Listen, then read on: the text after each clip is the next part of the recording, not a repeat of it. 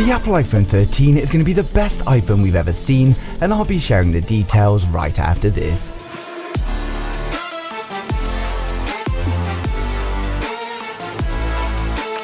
Today we've got news of improvements to the Apple iPhone 13 series along with the launch date and the colours that it's going to be coming in. Before we get started though, smash the like button if you're an Apple fan, and let me know in the comments what country you're watching today's video from, and if you haven't already then hit subscribe now so you don't miss a thing in the future. So the first story of the day is that we've had more sources advising us that there's going to be no Touch ID on the iPhone 13, and thankfully this is the only bad news we have to share today. Mark Gurman advised of this last week and many others are now agreeing. There were early test models that did have the technology, but unfortunately Apple have decided not to include it in the final version of the iPhone 13.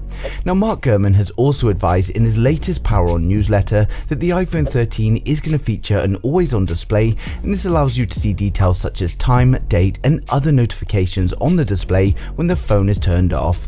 It's something we're seeing in a lot of phones these days, and thanks to the new LTPO displays, it looks like Apple are now jumping on board. It may be the case that only the iPhone 13 Pro and the Pro Max have this feature, and we're not sure about the 13 mini and the 13, but I'll update you guys as soon as we hear anything. Next up, we have a report from DigiTimes that states that the iPhone 13 is coming with Wi-Fi 6E. Wi-Fi 6E is an extension of Wi-Fi 6, and it means it's extended the usable number of wireless bands. To put this into simple terms, it removes overlap and interference, and the result is more bandwidth, faster speeds and lower latency. Next up, we've got news of color variants leaked for the iPhone 13, and this is thanks to a new post from Navar blog. According to their post, the iPhone 13 is going to be coming in black, silver, rose gold and sunset gold. Now this means that there's no green or blue, but at the same time Navar blog are saying a lot at the moment, so for now I'm not going to be giving this leak too much weight, so take it with a grain of salt until we hear more from other leakers. Next up, we've got news about the launch date and pre-order schedule for the iPhone 13.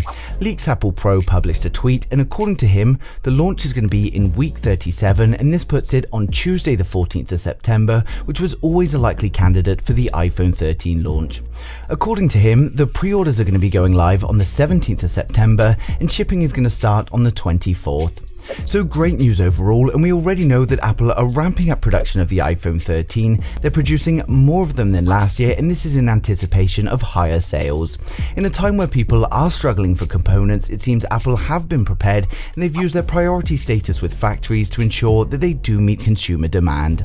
While the lack of Touch ID is a little disappointing, I'm not too upset over this, as apart from that, the iPhone 13 Pro Max has everything I wanted to see. But given that launch isn't too far away, we'll no doubt be hearing more and more as we approach. While Apple are threatening legal action against leakers, it doesn't seem to be stopping or even slowing anything down. For those of you excited about the launch, we're now going to run through the specs, design and the expected pricing of the whole of the iPhone 13 series to help you guys decide if this is the phone for you. For my regular viewers, you guys have seen this, so just skip to the next video, but if you're new here then hit subscribe now and we'll get right into it. So first up, we've got the iPhone 13 mini. With the iPhone 13 mini, we get a 5.4-inch OLED display.